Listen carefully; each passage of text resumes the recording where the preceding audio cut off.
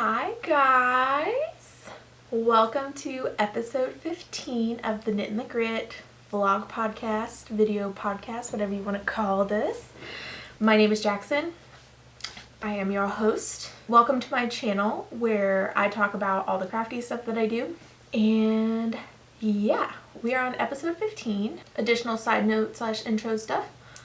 You can follow me on Instagram, TikTok now, and I'm on Ravelry, and I also have an Etsy shop. So, my Instagram is at StellaLuna Fiber Co. My TikTok is at StellaLuna Fiber Co. I'm on Ravelry as Jackson Rowe, and my Etsy shop is StellaLuna Fiber Co. All of that will be down below in the description box, as well as all of the stuff that I am talking about today. There is a lot of whips, but some fun stuff to share. It is like 2:30 in the afternoon, so Brandon shouldn't be home. Let's ignore that I thought Brandon was home at 2:30. That would have been weird. But anywho, I am filming from what is now going to be my new office space, which is our bonus room upstairs. And if you watch my Vlogmas episodes, you will see me kind of the chaotic energy I felt coming up here and like moving things around and moving things up here was a mess. Today I also went and got some more like cube shelving units and stuff, so not all of them are assembled, but some of them are assembled. One of them's assembled. Anyways, I guess we should just get started. It's been a while since I've done a podcast episode, more frequent than it's been in the past, but it has still been a while. So I'm going to start off with some of my finished objects. I have 2 this week. So first up, this is my Ingeborg ear warmer thing. It's just called Ingeborg. It's by PetiteKnits, and it's just this little one color brioche little ear warmer thing. It's really cute, and you knit it flat and seam it together in the back, and then you do this little ruching type thing at the very end, and it's very cute. I knit this out of one skein of it. This did not take a full DK weight skein, but I had some DK weight of my Tinsel colorway that was just a little bit more blue than how I actually want this colorway to look. You'll see an example of it, how it's supposed to look a little bit later. This was like kind of my first dye attempt at this, and I like the speckling. It was just the blue is a very strong blue and bled a little bit more than I thought it would during the speckling process. So I figured I would use this for myself, get kind of a knit example of kind of how this knits up, but also understand that it's just a little bit too blue. So it has a pink base, like a very pale pink base that I really like, and the blue was kind of overpowering that nice pink color. But anyways, so I knit this with 1 strand of DK weight and then 1 strand of some leftover silk mohair from my no frills sweater. I finished this with perfect timing. We're just going to pretend that Luna's not barking. And I really like that. And it used up some stuff that's just been sitting in kind of my scrap box, because I do have a fair amount of leftovers. I am still using leftover silk mohair in another project, which again, when we get to my works in progress, you will see. Next up, I have some fun socks for myself. This is also out of StellaLuna Fiber Co. They look a little silly right now because I did wash them and because I had been wearing them. Suri alpaca is looking a little silly. But I made myself some house socks. Aren't they cute? This is in the Holly Berries colorway that I have in the shop right now from the winter collection, as well as Tinsel. This is 1 strand of my BFL sock and 1 strand of my Suri Cloud lace, held together following the general guidelines of the Crazy Sock Ladies DK vanilla sock pattern.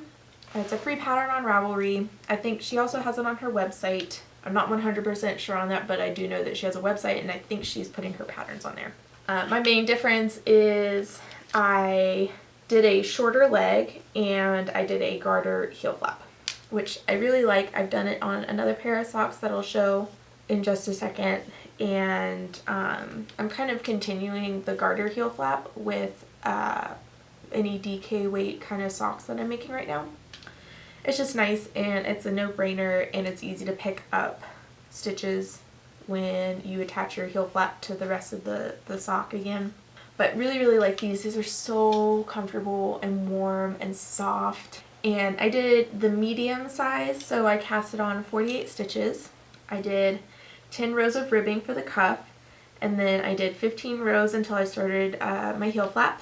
I did a classic heel flap and gusset. I followed the directions that are in this vanilla DK weight sock pattern. And then I did, I believe, yes, I did 45 rows for the foot before I got to my toe decreases. So I have, my feet are like a size 8. So that's what I did to get this with my gauge on 3mm needles. But they're really comfy. I am probably going to wear these for Christmas, and I really like them. So those are my socks that are done. They're really fuzzy, and they make me really happy to look at. These are going probably back by my bedside table because I just pulled these off of my little drying rack I had them on. So next up, to kind of keep on with kind of the same vein of things, this is another DK weight sock following the Crazy Sock Ladies DK weight vanilla sock pattern. The only difference is the yarn I'm using, and I did a longer leg than what I did in those socks. So this is in Woolberry Fiber Co.'s Falling Leaves colorway on her Tweed DK base, which I think is Berry Tweed DK is what she calls it on her website. Again, I did a garter heel flap and gusset, or a garter heel flap, classic gusset, and I think the only thing different with this one is I did 25 rows after the cuff until I got to the heel flap. So really like these. I have not cast on the second sock for these. This is kind of the trend right now, is I'm really bad at casting on second socks if I don't do it right away. So this has been done for a while, but I have not casted on the second sock. So next up are my Midnight Dancer socks.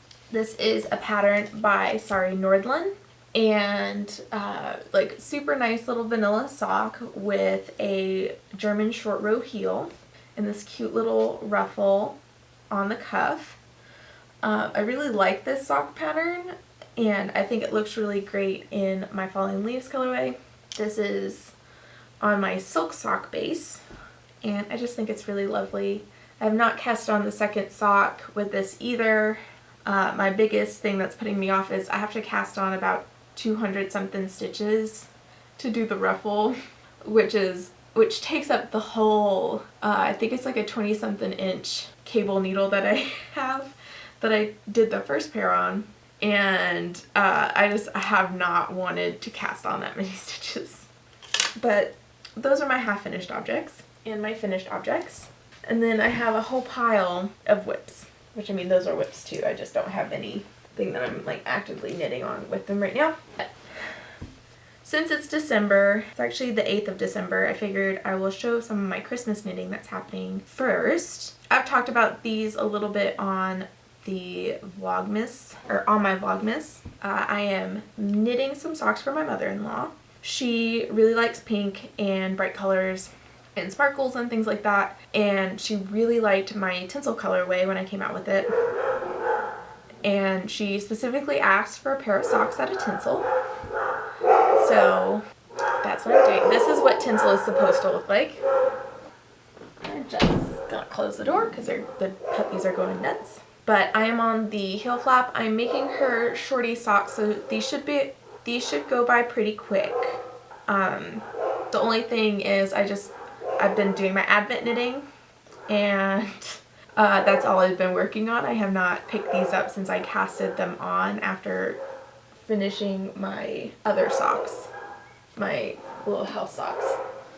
So I casted these off and immediately started these, I think on the 30th of November, and they're really cute. I'm almost done with the heel flap, and then it's just onto the foot.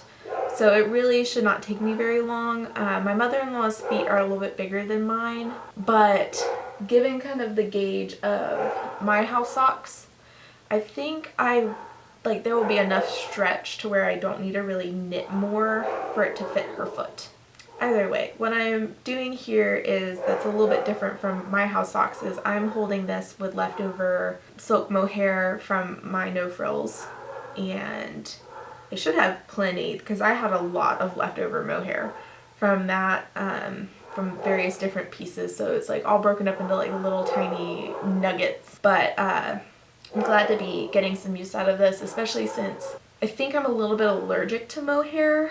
It's not bad, but my nose will get really itchy when I'm working with it, and that's another reason why I haven't really picked this up. So I just haven't really wanted to deal with kind of the side effects of working with mohair for me. But again, I don't want to be wasting what's in my stash, so I'm happy to be making something with what I have. So next whip, which I'll give you all a closer look at what's going on behind me with this particular project, because this is my Advent knitting. So I started another Habitation throw, which is what's behind me right now. But I am tweaking the pattern a little bit. So I am on day 3 and of the colors that I've made it through with knitting, but Advent wise we're on day 8. But this is the Habitation throw by Helen Stewart. It is a pattern from her Knitvent 2019. I have made it before, but with this particular one I'm modifying it a little bit. So one of the issues that I had with my Habitation throw, my Habitation throw that I made in 2019 and 2020, because I didn't finish it in the month of December, was that the final size was a lot smaller than what I thought it was going to be. When I think of a throw, I think of something much bigger. This is much more of like a lap blanket. You know, I can wear this kind of as a shawl. It doesn't feel very throw-like to me. And one of the things I had to do, because I was following the pattern, is in the pattern it said when you reach the end of a repeat, or if you were getting close to the end of your mini skein, you should try and end your yarn at the end of the 10-row repeat, which is easy to see. It's where the eyelet rows are.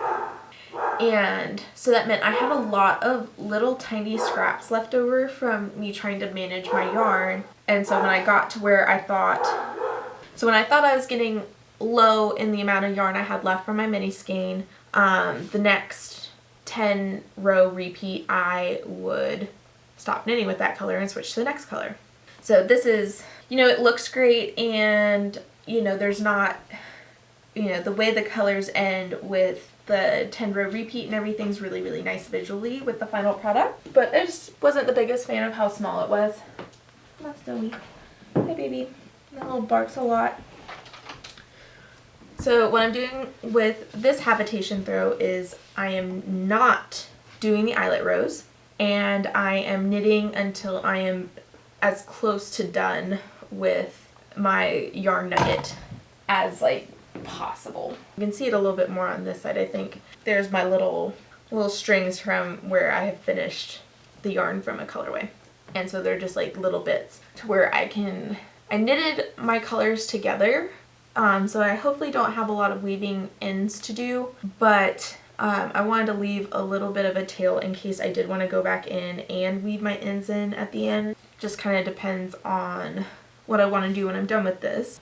But our first colorway down here, well, I should talk about the yarn first. So this is from 2020's Lord of the Rings Advent Calendar that Woolberry Fiber Co. did. So this is over a year old, and I just never did anything with my Woolberry yarn Advent from last year because I love the yarn, but I just didn't want to make another Habitation throw at that point. And we were also moving during the month of December. So the idea of starting a project when I couldn't even work on a pair of socks was really stressful. So I didn't do that. I just opened my Advent, enjoyed looking at it and thinking it was all really pretty, and kind of went from there. But this year, to make it a little bit interesting, is I did not go in order of how I received my Advent last year. Instead, I reorganized it to be more of a color order. So we started off with purples and reds that go into browns, and then into creamy yellows, and then into greens, and then the greens move into kind of neutrals, and then into blues, and then into more like grays, kind of. That's like the kind of gradient I was going for. I wanted something a little bit more like of a flow versus having like stark contrast or having, you know, colors that maybe didn't necessarily like look the best next to each other, which I don't think that would have been a problem with this particular advent.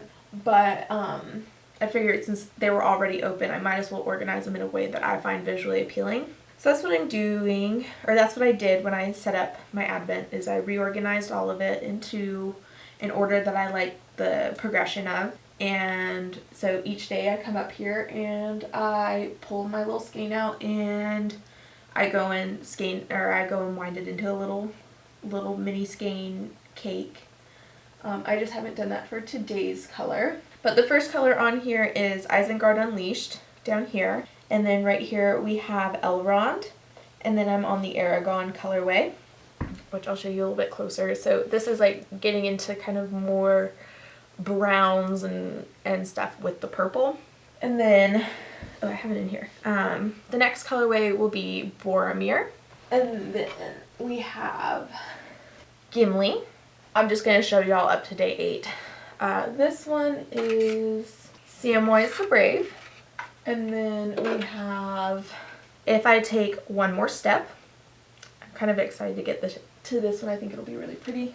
Ended up with all the speckles. And then day 8 for me is the One Ring to Rule Them All. So this like really saturated bright yellow. That's where we're at with this particular project. Brandon picked out my stitch marker. I think this is Gnome Knitter, and if it's not Gnome Knitter, it's probably Sweet Cherry, but don't hold me to it. There's 3 places I get food related stitch markers from, and Pitter Patter Polymer, Sweet Cherry, and the Gnome Knitter. So it's one of those 3. But Brandon picked this out as being my stitch marker. So this is what I have knit, I think last night and into this morning. I've not done a lot of knitting today. I've kind of just been at the gym and then came up here and put together a shelf and then put makeup on, and here we are. So I haven't gotten a lot of knitting done today, but I am planning on watching a Christmas movie tonight with Brandon and working on this.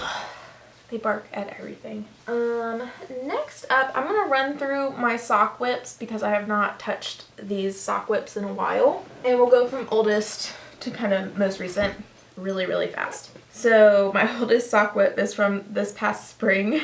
I've not picked it up since I need to do a short row heel, and I just have not wanted to do that. This is the Primrose sock by This Handmade Life, and it is out of Woolberry Fiber Co.'s Macaron colorway on her cashmere, on her merino cashmere nylon base. I don't remember what she calls that. Might be berry cashmere. But I think this is like one of the first skeins of Woolberry Fiber Co. I ever bought. She is one of my favorite dyers, and all of her stuff is just really pretty. But I have that. That's my oldest whip right now.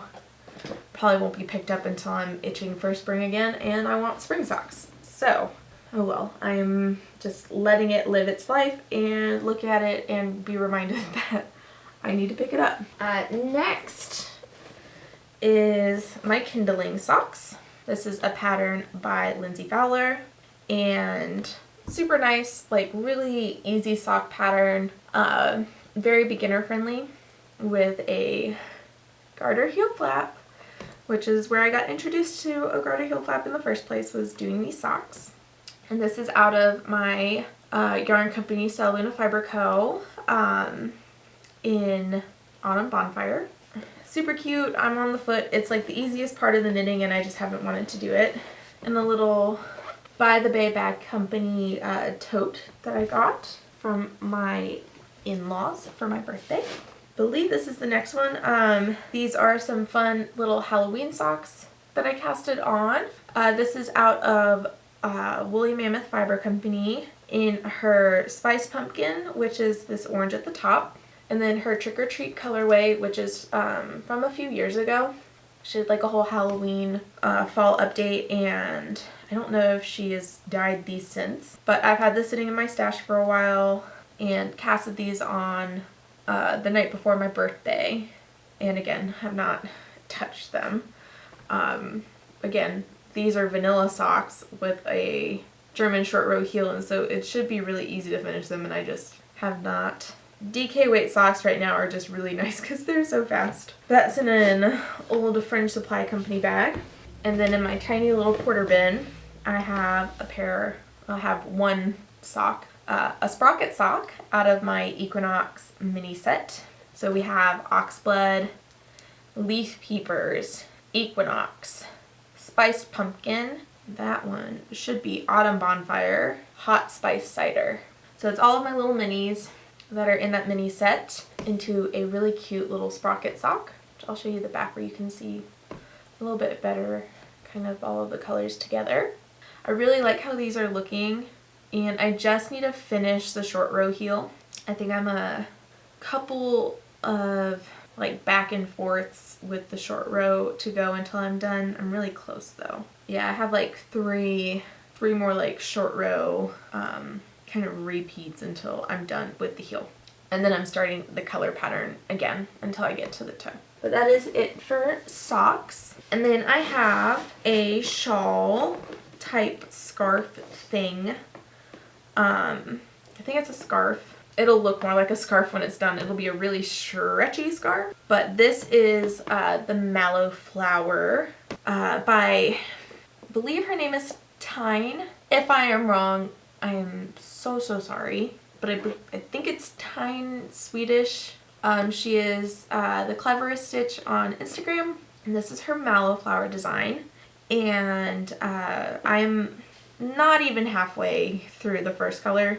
But I do have like a whole color progression that will be happening here. This is a mess in here. But these are my colors all together. This is all Cozy Posy yarn.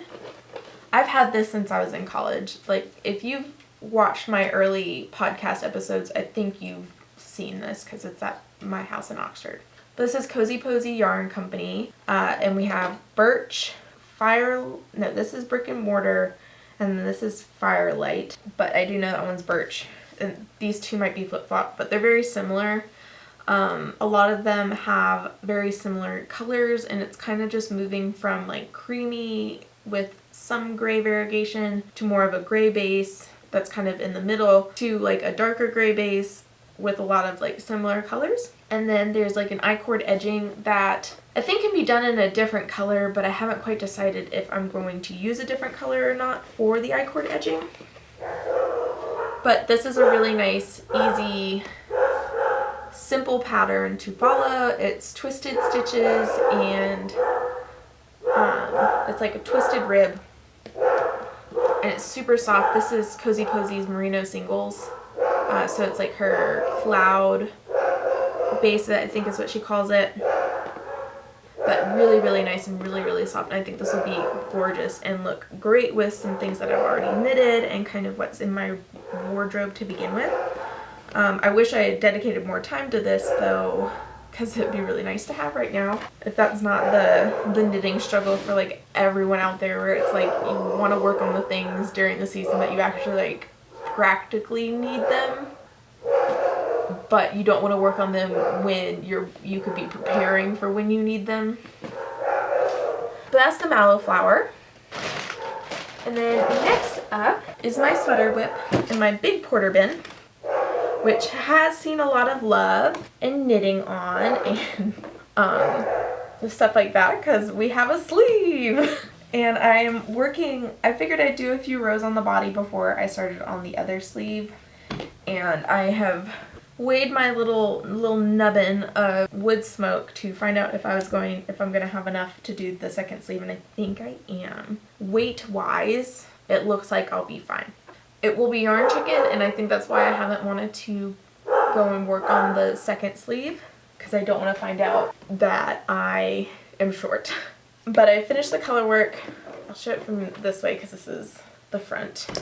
And I'll pop a picture. I posted this on Instagram in my stories, but I have a cute picture of me, or a good picture of kind of what this looks like on and kind of the fit, and it looks really good. So far, I really like the fit, and it's the neckline and everything looks so much better than my first ever colorwork sweater. I did a Gretter sweater a number of years ago, and like the neckline's too big. It was bottom up.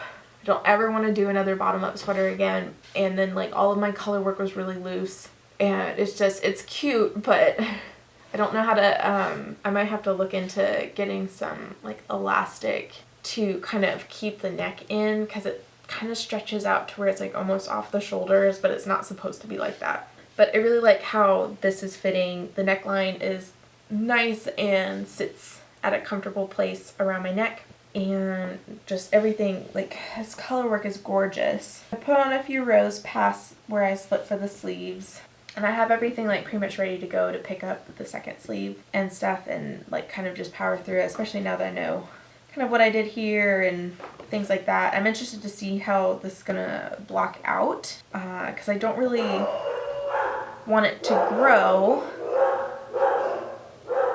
but I wouldn't mind if it like grew lengthwise versus widthwise, but we'll see if that happens or not, just because like I think I would like it if the sleeve was just a tiny bit longer. But that is my last knitting WIP. I've not picked this up recently again, because the only thing I've been knitting on since December started has been my Habitation throw. I do have yarn set aside for my next sweater project. I was kind of stash diving and also trying to figure out something that I could do with some of my own yarn that I've dyed, and I really like the look of the October sweater by PetiteKnits, and I have a sweater's quantity of some Explorer Knits Smoky Mountains colorway, or Great Smoky Mountains National Park colorway from her National Park collection. I've got 4 skeins of this on, I think her, is it Teton sock? Yeah, on her Teton sock. And then I'm going to hold it with some of my own Suri Cloud in the Silver Fox colorway. Or no, Frost. In my Frost colorway. So I have all of my Suri Cloud all together, and then all of my Smoky Mountains color. And I don't think I have my swatch up here. It might be in here. Oh, I do! Yay. Okay, so this is what it will look like, what the fabric will look like. I did get gauge right off the bat, which was really, really nice. This is so soft and will be a nice change from some of the things that I've knitted in the past. My garment knitting is much more warm colors, so it'll be nice to have something kind of like this gray blue kind of misty color. I like how it's toned down the Smoky Mountains colorway and stuff. Like this is like just a beautiful, beautiful color, and looks great with the frost. And I just, oh, I want it so bad, it's so soft. But so that's some dream knitting that I have, and that kind of concludes all of my like knitting projects. But I also figured, since Brandon and I had our wedding, wedding part 2, with all of our family and friends, I can show y'all now the Guestbook Quilt. It's just the quilt top right now, but the quilt top is done, and then I have the swatch of fabric that I'm going to be putting into the quilt backing where everyone signed. Our wedding ended up being really, really small. I think only about 33 people were there. So that was really nice. It was very intimate. You know, kind of the people that you wanted to be there were there. So let me go and grab the quilt top and I'll show you. So I guess first, because it's kind of here first, I'll just kind of show what I did for, as you can see, small group of people signed. But just a small sheet of fabric. I had people sign with Sharpie, so it should be good to go. And then I will, my Aunt Lynn kind of got really close to the edge, so I don't have much of a seam allowance there, but that's fine. We'll know what the sentiment is, have that, and that'll go into the back. Our backing's probably just going to be white. It's not going to be anything crazy, and there's not going to be a bunch of patchwork other than what I need to do to get that into the middle back of my quilt backing. So this is really big. This is an 80-inch by 80-inch throw, but this is the Expanding Stars quilt. I'm probably not even going to be able to show you all of this, but it's a giant expanding star by, I believe it's Quilty Love. I'll have it linked down below. I bought it off of Etsy back when Brandon and I first got engaged, because I knew I wanted to do a project like this as our guest book. I'm really excited for our wedding photos to come back. There's just, I'm pretty sure our photographer just got like a really great picture of kind of what this looks like all hanging up and looking nice and not so like close up and personal to where you don't really know what's going on there. But that is our guestbook quilt. Our color scheme was like ivory and red with gray. So my bridesmaids wore the dark red that's in the quilt as their bridesmaids dresses, and then our groomsmen were wearing gray suits with matching red accents. Obviously the guestbook quilt had red in it, and my flower bouquet had beautiful red roses, like deep burgundy roses, and the groomsmen had red spray roses. And then since my bridesmaids were in red dresses already, their bouquets were ivory and like kind of this sandy beige pink rose. Really gorgeous. So we just had little touches of red here and there since it's such an overpowering color, so I didn't want it to be everywhere. And then lots of white, and then gray and natural neutral colors. So it was really, really nice, and it was really beautiful, and I'm so excited for our photos. But that's kind of it in terms of what I've been working on. I do still have needlepoint projects and cross-stitch projects, but I think I need to do a separate floss tube type episode for all of that stuff because I have been needlepointing a lot. I've not picked up cross-stitch in a bit, but I do have some projects I want to get finished, and I feel a lot more motivated to finish projects when I talk about them here on the podcast. So keep your eyes peeled. In the next few days, I'm going to try and film a floss tube type episode. But I think that's everything I have to share. And again, if you like day-to-day type stuff, you know, watch Vlogmas. I don't do a ton of like crazy stuff. It's pretty much just like watch me sit and knit for a little bit, or here's me dyeing, or here's me like doing stuff around my house and decorating our Christmas tree and like doing that kind of stuff.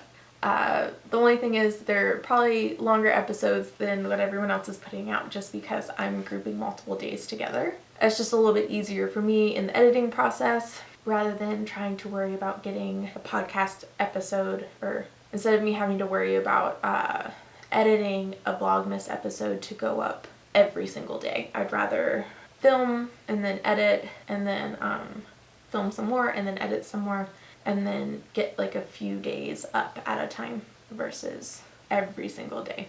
Because I don't like editing that much, and that's like the one thing I don't like. I like filming and I like planning stuff and I like some of the editing, but when it comes to like talking and editing, I do not like that. I do not like going and editing out my long pauses and repeat words, but I have been consistently uploading. I'm planning on getting the next Vlogmas up tomorrow on the 9th. So I'm going to go, and when I've finished filming here, I'm going to try and get the podcast edited and get that up today. We'll see what happens there. I hope y'all enjoyed. Thank y'all so much for watching. Bye!